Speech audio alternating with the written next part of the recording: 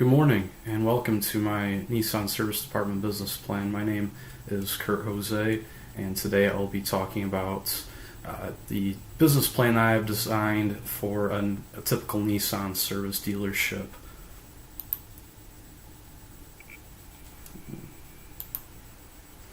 So, to summarize my business plan, I would like to discuss the floor layout of my potential shop, the hierarchy of the support staff employees, the technicians, the employee salaries, the implementation as to what I would like to push out there to get my technicians, and why do I consider this plan being a potential business opportunity for you.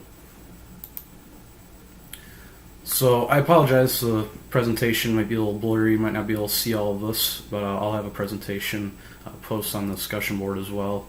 This is my service department plan right here. As you can see up top on the north side of the building, there's my customer there pulling off of the road. Service writer and a porter will be there to greet the customer.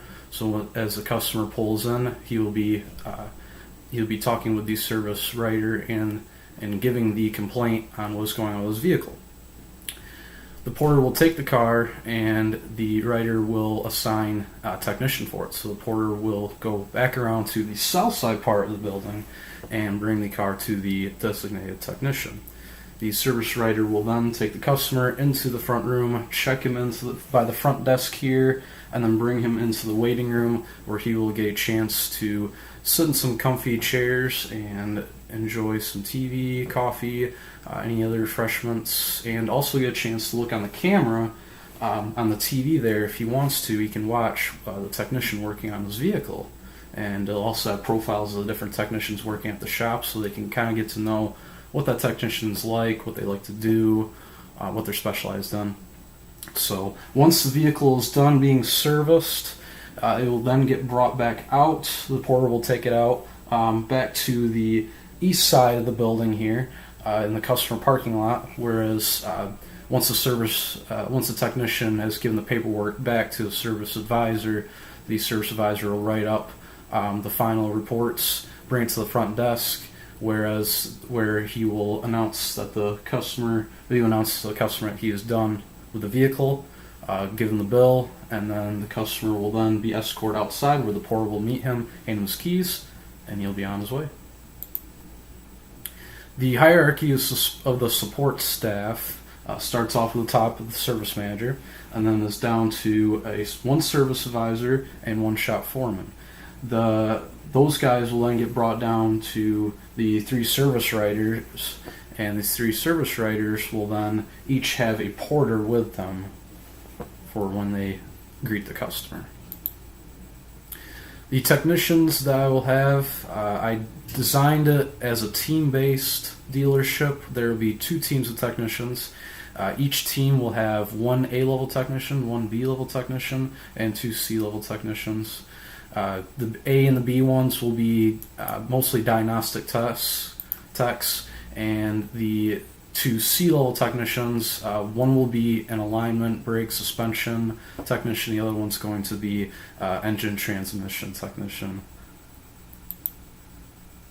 Employee salaries, both technician teams will be paid flat rate with an option to work salary. I know some techs out there can be very good techs, but they're going to be a little bit slower than the flat rate time. So if they prove to you that they are going to work just as efficient, not have many comebacks at all, if they can still prove that and yet do some great work on vehicles, then give them the option to do salary pay if they so desire to. Or hourly pay too, actually, depending on how many hours they're going to work. Usually they're probably going to work 50 or 60 hours a week if it's during a busy week. The oil and lube technicians, I will say they are also level D technicians, by the way. They're going to be paid hourly, full-time or part-time, and then we'll also have a part-time technician or a trainee technician getting paid hourly as well. The shop foreman will be paid salary or flat rate depending on the work week, and the service advisor will be paid salary, as well as service writers and porters will be paid hourly. Implementation to how I will set up the shop. I would like to post job ads at tech expos, online websites, or do just a simple word of mouth for the recruiting A, B, or C level technicians. Most of them are going to be out there already working in their fields, so it'll be important to do that.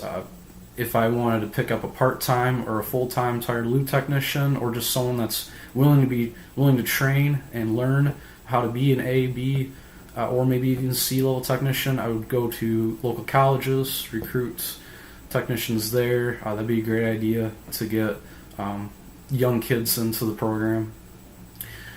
The training sessions will be mandatory 2 to 3 times a year. Techs will be sent out to be to be talked about, a lot of different training sessions, and keep up on the ever-changing car that we always see every year. Technology always changes, and the porters and service writers will be expected to know what jobs go to which technicians as well, so they will also be informed on what and where, who each technician will be and what will be the job that they can do and they cannot do. Team building activities for techs will also be available to boost morale as well. So now I'll talk about why I chose this plan. Basically, I chose teamwork because it is essentially dream work. You do a lot better work when you're working with a team of people that can help each other out. Independence is just, it's not as good of a job. Productivity doesn't seem to go as high as compared to being on a team. When you're working with a team, usually you can get stuff done faster. Like, for example, brake jobs. If our alignment tech's a little busy, he's going to want to have maybe one of the part-time guys come over and maybe turn his rotors for him while he's doing other work. Technology changes every day, and this plan would be helpful because, especially for our diagnostic techs, that things come in that are brand new. You got the Nissan Titan, the Nissan Leaf; those are hybrid cars that are going to be needed extra maintenance, and service precautions will have to be taken accordingly. And also help employees feel like they belong and love what they do. You want them to take pride in what they work on, and if they don't take pride and if they don't have a good attitude, then it's not going to work out well for either you or I or anyone else in the department. Building long-term relationships with your customers should always be first and foremost the most important thing. Once the end of the day is done, you want to make sure when that customer shows up at the dealership, you want to make sure that they're going to feel like they're at home, and that you take care of them and make sure they get what they need taken care of, and make sure they come back again. So this is my plan, and I hope you have enjoyed listening to it. If you have any further questions, feel free to ask me. Thank you very much.